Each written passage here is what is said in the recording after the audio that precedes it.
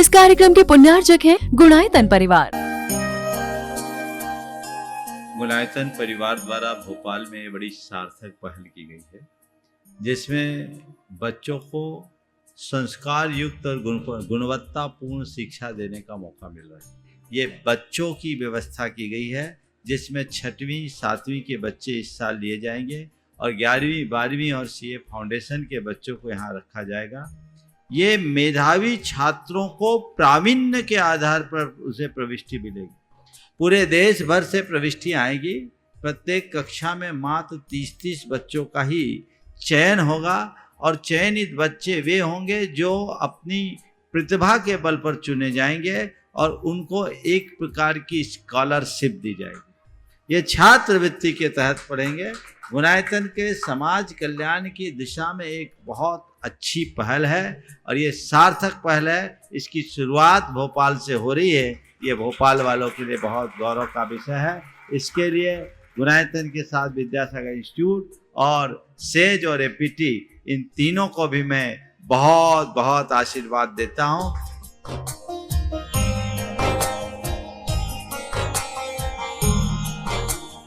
एक आदर्श और व्यवस्थित दिनचर्या का लक्ष्य प्राप्ति में बहुत बड़ा योगदान होता है।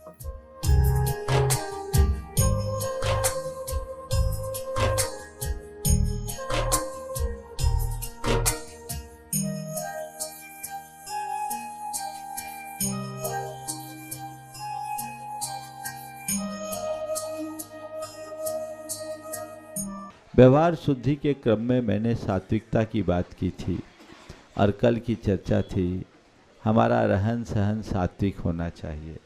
आज बात है खान पान की। खान पान में भी सात्विकता अपेक्षित है।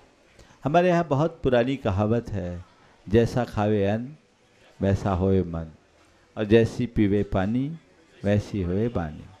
हमारे भोजन और पानी से हमारे मन और वाणी का संबंध है और ये आज प्रयोग सिद्ध है। वैज्ञानिकों ने इसमें बहुत कुछ लिखा भी है, शोध भी किया है।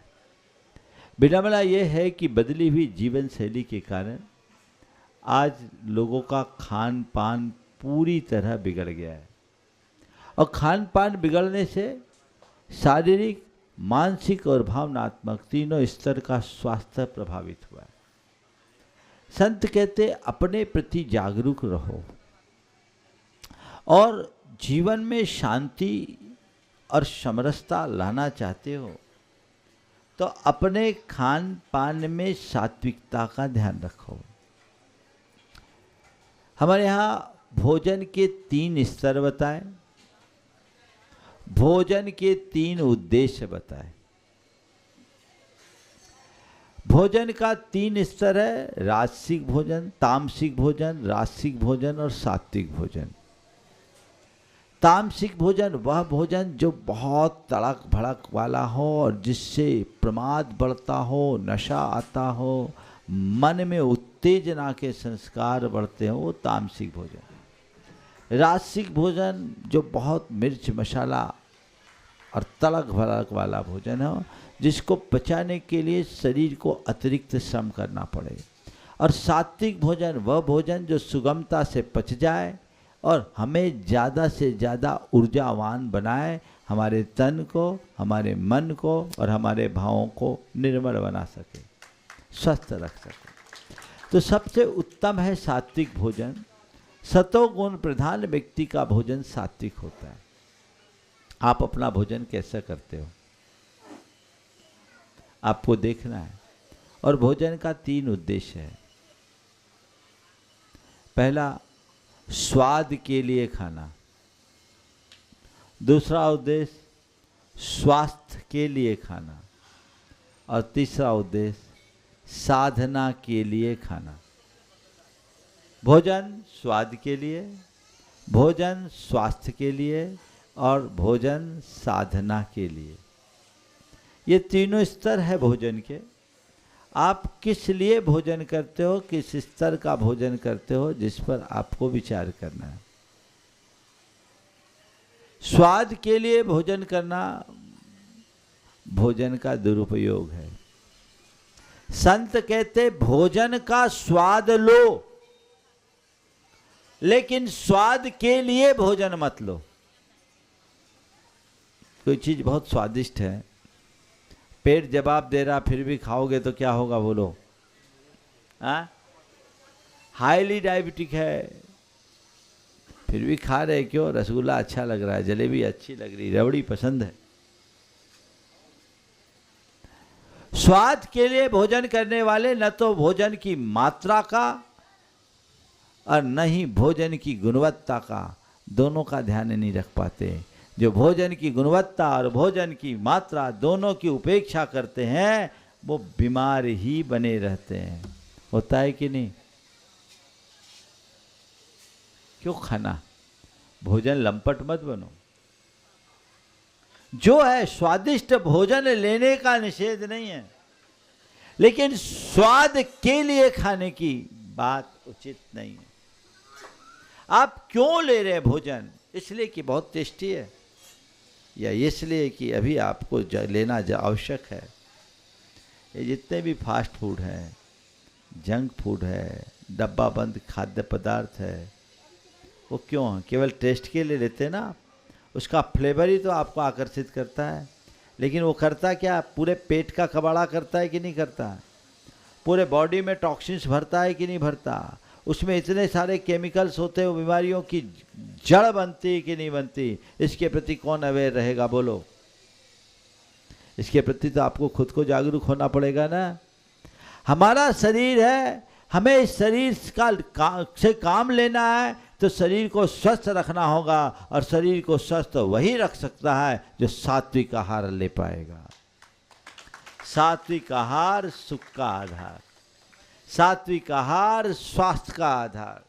स्वास्थ्य होगा तभी तो सुख मिलेगा। तुम खाते समय संयम रखोगे तो जिंदगी भर खाने लायक रहोगे, और खाने में असंयम रखोगे तो खाने लायक ही नहीं बचोगे। ज़्यादातर लोगों की यही कहानी है, जो बहुत सारी बीमारियों से ग्रसित हैं, जिनको डायबिटीज़ है या कार्डियक प्रॉब्लम है, उनकी जाके थाली देख लो, क्या खा पाते हैं बेचारे? कुछ खा पाते हैं? केवल गम खा पाते हैं। क्या खा पाते हैं? क्यों? अगर पहले से परहेज रखा होता, अपनी जीवन शैली को सही अपनाई होती, तो ये बीमारियां क्यों जकड़ती? अब मन तो करता है, खा नहीं पाते, देख देख के संतोष रखना पड़ता है। शुरू से लाइफ स्टाइल बदलिए। ऐसे खाद्य पदार्थों के सेवन से बचिए जो शरीर का बोझ बढ़ाते हो, वजन बढ़ाते हो। हेल्दी खाना खाइए। तो स्वाद के लिए भोजन लेना, भोजन का सदुपयोग है या दुरुपयोग बोलो? हाँ, आप क्या करना चाहते हो? आज से क्या करोगे? स्वाद के लिए भोजन करोगे कि स्वादिष्ट भोजन करोगे? मैं आपको ये नहीं कहता रूखा सूखा खाओ,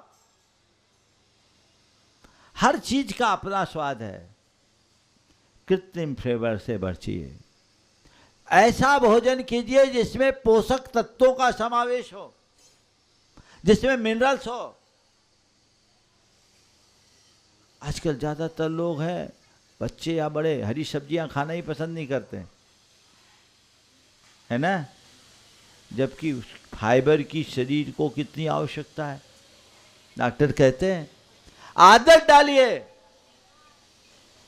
मन में आप जैसी बात बता लेंगे, आपका सारा काम वैसा होगा, आपके जीवन की धारा वैसी बन जाएगी। भोजन का दूसरा उद्देश्य स्वास्थ्य के लिए अपेक्षाकृत अच्छा है। भोजन करें, वैसा ही भोजन करें जिससे हम स्वस्थ बने रहें। ऐसा कुछ भी ना खाएं जिसको पचाने के लिए दवाई खाना पड़े, है ना? आप लोग तो बस आन दो, क्या होगा? संयम रखना जरूरी है। ये 2 अंगुल की जिह्वा इंद्री बहुत खतरनाक है। जीभ की लालसा में खाने वाले लोग जिह्वा लंपटता के साथ भोजन तो करते हैं, लेकिन उसके परिणाम पर कभी विचार नहीं करते। संत कहते भोजन करो तो ये देखो ये मेरे स्वास्थ्य के अनुकूल है कि नहीं है। हमारे शास्त्रों में एक कथन आता है, यद निष्ठम तद्रवती है। जो चीज तुम्हारे सेहत के अनुकूल नहीं है वो कितनी भी अच्छी है उसको छोड़ दो, क्योंकि वो अनिष्ट है। आजकल आप लोगों के लिए एलर्जी टेस्ट कराया जाता है और देखा जाता है किस व्यक्ति को किस चीज़ से एलर्जी है, और डॉक्टर आपको सलाह देते हैं ना जिस चीज़ से एलर्जी उससे बचो, है ना। तो ये तो लेबोरेटरी से रिपोर्ट आई।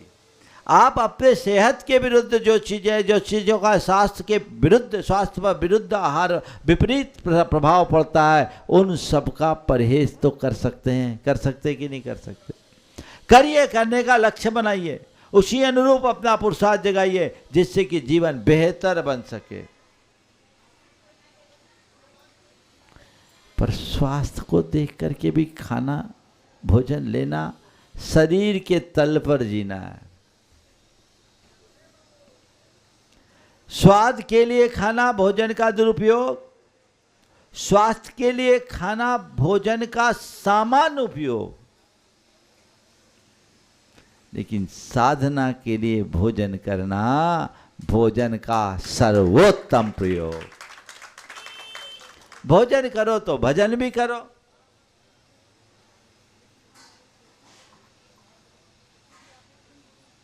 आप लोग बोलते एक बार भजन भोजन 100 बार, उसमें भी आते हैं झंझट 1000। 10 बार भोजन भजन 1 बार, उसमें भी आते हैं झंझट 1000। आप तो बोलते हो ना, भोजन करो, ऐसा भोजन करो कि तुम अपनी आत्मा से जुड़ सको। समझ गए? वो परम उद्देश्य है उसका, उसे लक्ष्य बनाइए, वैसा पुरुषार्थ जगाइए तो जीवन सुंदर बनेगा। आप अपने जीवन में कुछ अच्छा करने में समर्थ हो पाओगे, अन्यथा सब कुछ नष्ट भ्रष्ट तो हो ही जाता है, हो ही रहा है। इसके प्रति जागरूकता बहुत जरूरी है। तो भोजन में सात्विकता हमारे स्वास्थ्य को भी ठीक रखती, साधना को भी ठीक रखते। और एक बात बोलूं, असली स्वाद तो सात्विकता में। मैं जब चावल लेता हूं, अभी तो खैर अन्न नहीं लेता, लेकिन जब चावल लेता तो चावल के साथ कुछ नहीं, केवल चावल। एक बार मुझसे किसी ने कहा, महाराज जी आप रूखा चावल खा रहे, न दाल न सब्जी, इसमें क्या स्वाद आएगा? मैंने कहा एक काम करो, तुम खाकर देखो, जिस दिन केवल चावल का स्वाद तुम्हें चढ़ जाएगा तो तुम्हें और कुछ खाने की जरूरत ही नहीं पड़ेगी। अरे संसार की हर वस्तु में अपना स्वाद है, तो चावल का भी स्वाद लो ना। तुम लोग तो मिलावट का स्वाद लेने के आदी हो गए। उसमें दाल भी मिला दोगे, सब्जी भी मिला दोगे, कई लोग तो उसी में कढ़ी भी मिला देते। सब मिला दिया तो खिचड़ी हो गई। मैं आपसे ये नहीं कहता कि रूखा चावल खाओ, मैं उदाहरण केवल इसलिए दे रहा हूं कि सात्विकता का जो स्वाद है वह तलक भड़क का नहीं। एक युवक बोला, महाराज जी मुझे चौके का खाना आहार बहुत पसंद है। मैंने कहा क्यों? बोले महाराज जी उसमें एक अलग मिठास आती। क्यों? न बिना नमक का, न बिना शक्कर का, और साधारण भोजन, न मिर्च न मसाला। लेकिन जो मज़ा सात्विकता में है वो तुम्हारे मिर्च मसालेदार भोजन में नहीं है। मैं आपसे एक बात पूछता हूँ, ये जो हलवाइयों के यहाँ का भोजन एक आध हफ्ता रोज खाना पसंद करोगे क्या? क्यों? क्यों? पेट खराब होगा ना। माने इसका मतलब क्या है? सात्विकता का एक अतिरिक्त आकर्षण है, उसे पहचानिए और उसका रस लेने का लक्ष्य बनाइए। तो हम तामसिक भोजन से बचे, राजसिक भोजन से बचे, सात्विक भोजन को अपने जीवन का अंग बनाएं, तो ये हमारे जीवन का लक्ष्य होगा। आप भोजन करिए, खाना खाना बंद कीजिए। क्या बोल रहा हूँ? आप लोग खाना खाते कि भोजन? एक बार एक छोटा सा बच्चा था, इतना ही सा बच्चा होगा। खड़े हो जाओ बेटा, थोड़ा सा खड़े हो जाओ। इतना ऐसा एक छोटा सा बच्चा था। आहार के बाद दिखाओ इसको, आहार के पास मेरे पास बैठा था। मैंने कहा जाओ आप भोजन कर लो, आप भोजन कर लो। उसने कहा नहीं महाराज हम भोजन नहीं करते, हम तो खाना खाते हैं, भोजन तो पंडित जी करते हैं। छोटा सा बच्चा था, बोले हम तो खाना खाते हैं, भोजन पंडित जी करते हैं। उसके घर के सामने एक प्रतिमाधारी पंडित जी रहते थे। बोले अच्छा खाना खाते हो भोजन नहीं करते? बोले नहीं करते। तो उसने बोला महाराज जी हम लोग खाना खाते हैं, पंडित जी भोजन करते हैं और आप लोग आहार करते हैं। बात साधारण थी, लेकिन मुझे उसमें गहरा संदेश मिला। खाना, भोजन और आहार तीनों देखने में एक जैसी क्रिया। बैठ जाओ बेटा। खाना, भोजन और आहार। उस लड़के ने कहा हम खाना खाते हैं, पंडित जी भोजन करते हैं और महाराज आहार लेते हैं। इसका मतलब खाना खाया जाता है, भोजन किया जाता है, आहार लिया जाता है। क्या होता है? खाना खाया जाता है, भोजन किया जाता है, आहार लिया जाता है। अंतर क्या है? खाना में तलक भड़क है, तामसिकता आ सकती है। भोजन में सात्विकता है, करते हो थाल में लेकिन सात्विकता के साथ। भोजन आपने ग्रहण किया, खाना खाया, खाने में सात्विकता नहीं है। और आहार लिया जाता, उसमें परम सात्विकता है, क्योंकि अपनी कोई इच्छा नहीं, जो दिया सो लिया। तो आहार लेने वाले तो आप लोग हो नहीं, अभी तो आहार देने के अभ्यासी हो। पर मैं आप सबसे कहता हूँ खाना खाना बंद करके भोजन करना शुरू कर दो तो सब काम अपने आप बन जाएगा। सात्विकता की यही पहचान। सात्विक सिंपल आहार, एकदम फास्ट फूड जंक फूड से अपने आप को दूर रखो, ये मोटापे का कारण है। बहुत ज़्यादा मीठा खाने की आदत से बचो, शरीर में टॉक्सिन बढ़ाने वाली चीज़ों से बचिए। आप हेल्दी रहेंगे, स्वस्थ रहेंगे, आपका तन मन और चेतन सभी स्वस्थ रहे। प्रभु आराधना के मौलिक क्षण, किसको बोलते भाई बंद करो।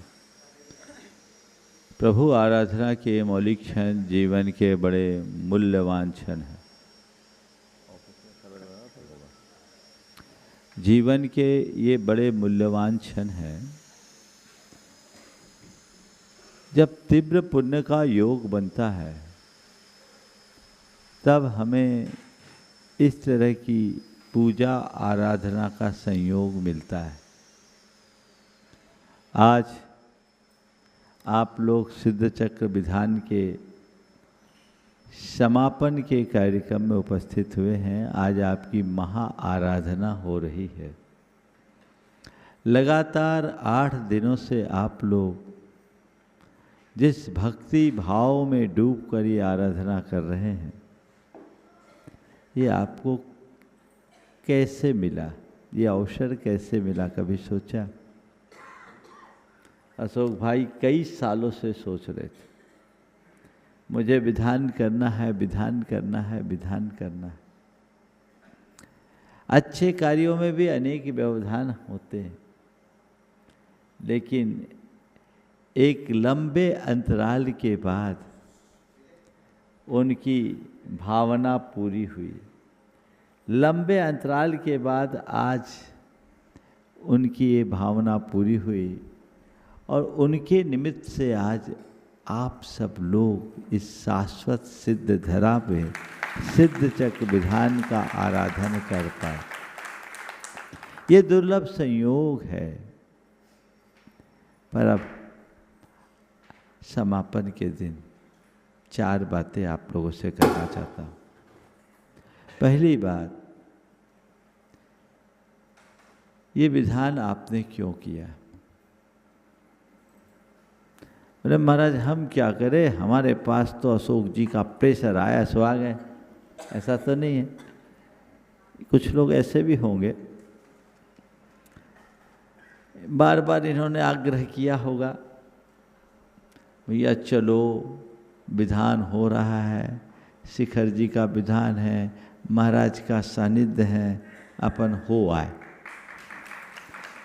कुछ लोगों की ये भावना, कुछ लोगों की ये भावना होगी कि सिद्ध चक्र विधान बहुत महिमाशाली विधान है, इस विधान के करने से हमारा सारा दुख संकट दूर हो जाएगा, ऐसी लोक में धारणा है, चलो विधान कराए। किसी के मन में ये भी भाव होगा कि हमने बचपन से सुना है और महाराज भी अपने प्रवचन में कहते हैं, जीवन में एक बार सिद्ध चक्र विधान जरूर करना चाहिए, तो चलो मौका मिल रहा है, कर आओ। ये भी है। और कुछ ये भी सोच रहे होंगे कि सिद्ध चक्र विधान से मेरे जन्म भर के पाप कट जाएंगे, चलो विधान कराए। यही है ना चारों उद्देश्य, और भी कोई उद्देश्य है? यही चार है। पांचवा है कोई? कौन सा है? बोलो, वही सुनना चाह रहा हूं मैं। हाँ,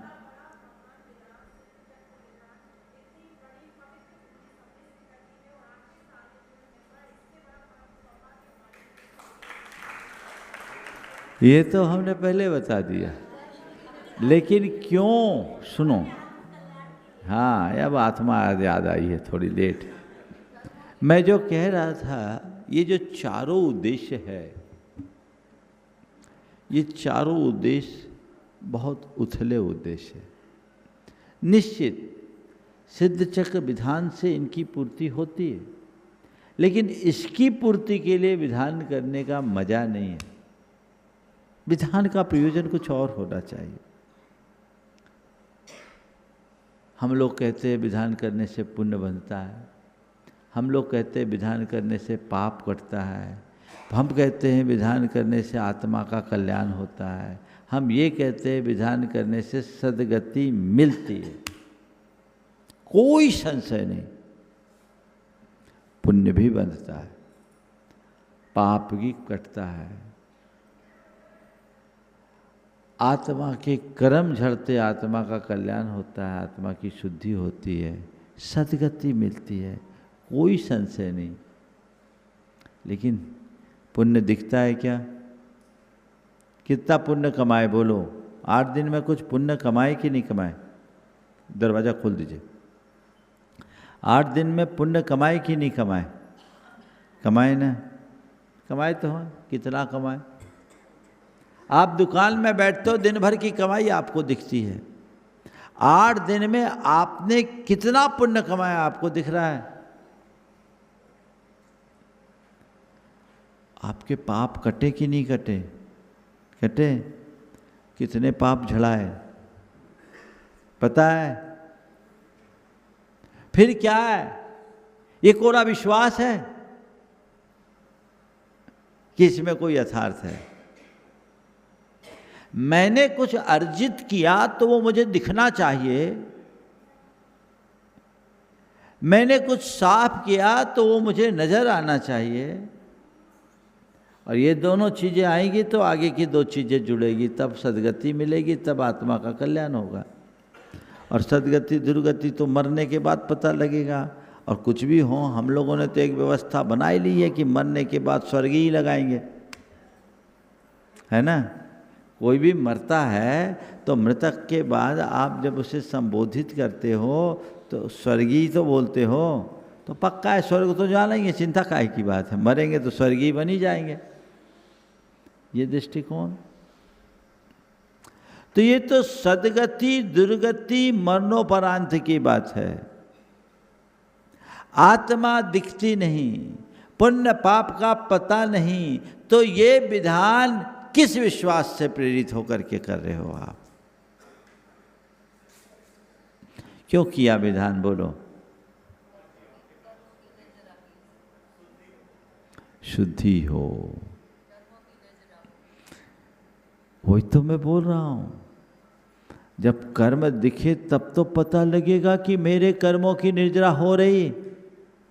कर्म ही नहीं दिखे तो निर्जरा किसकी?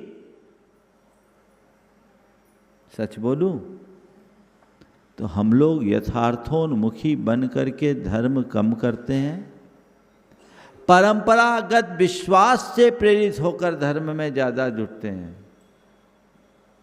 हाँ, ये विश्वास मिथ्या नहीं है, निराधार भी नहीं है, सत्य है, लेकिन इस विश्वास को वही साकार कर पाता है जिसकी अंदर की श्रद्धा सच्ची हो।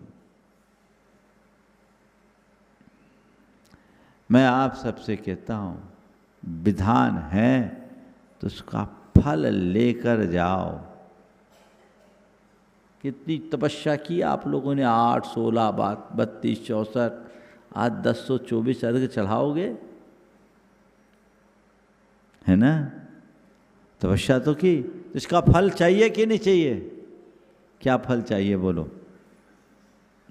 हाँ, क्या फल चाहिए बोलो तो? हाँ हाँ, और भक्ति को मिले तो टिकट कैंसिल कर दो, एक विधान फिर करवा देते हैं। हमारा अभी ज्यादा भक्ति नहीं, इतनी ठीक।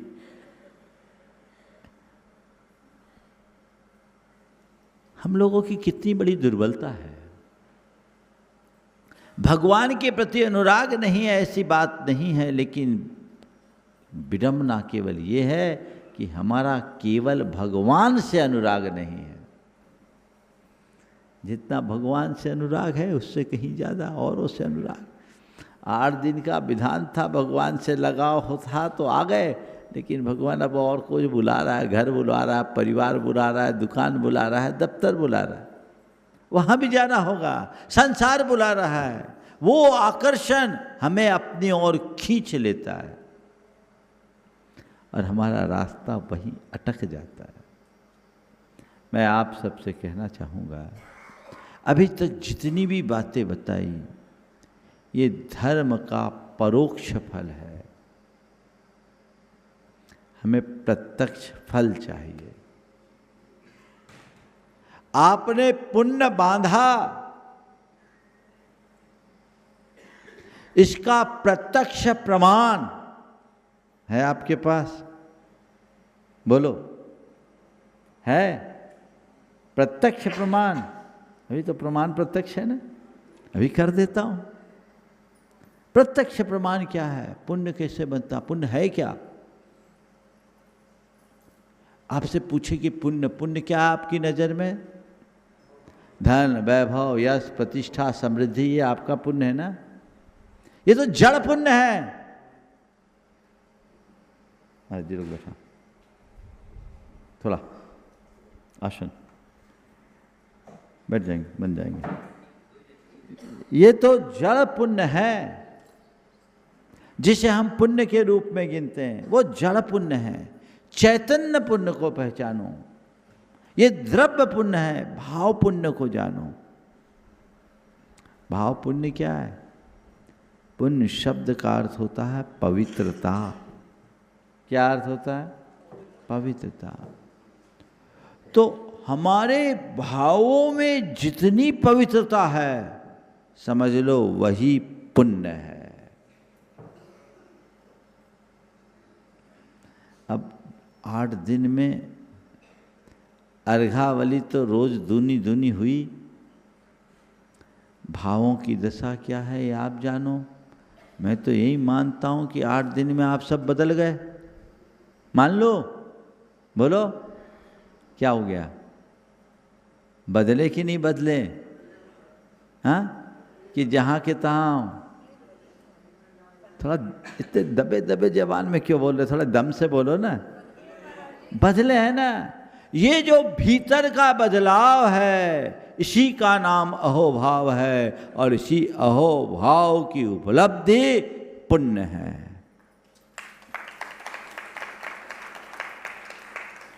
आपके भीतर की भाव विशुद्धि बढ़नी चाहिए। ये पुण्य अर्जित हुआ आपका, उसकी पहचान धर्म श्रद्धा में वृद्धि। पुण्य बंध की पहली पहचान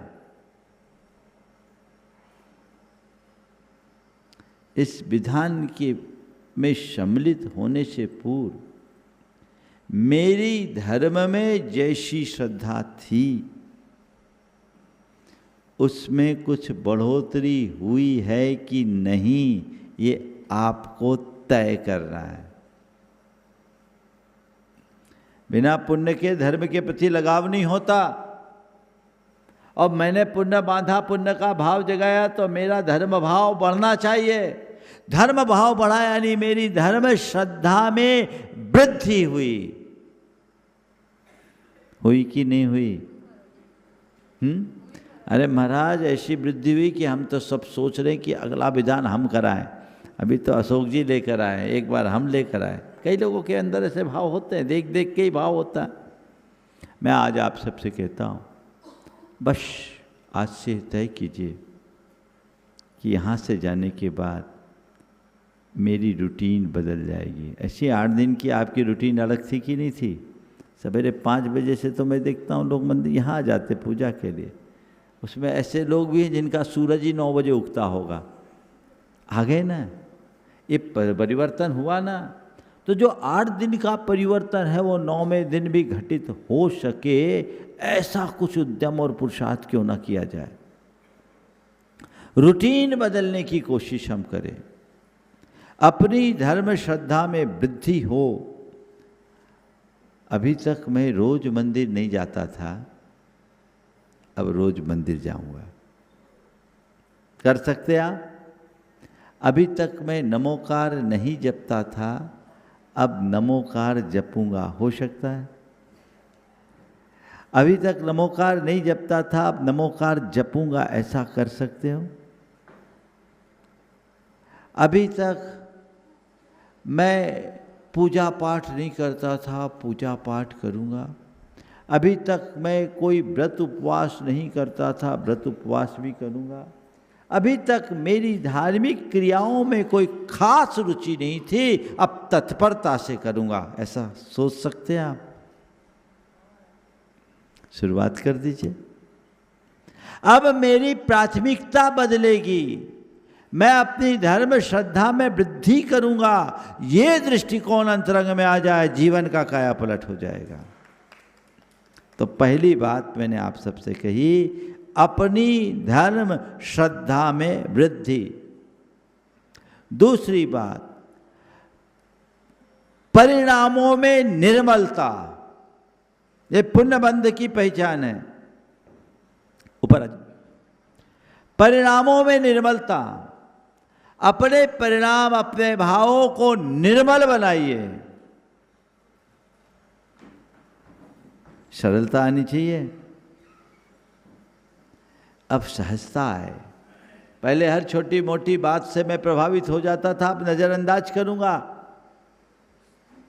चीजों को पचाने की शक्ति विकसित करूंगा। अपने अंदर धैर्य, संयम और समता का विकास करूंगा। यही तो पुण्य है।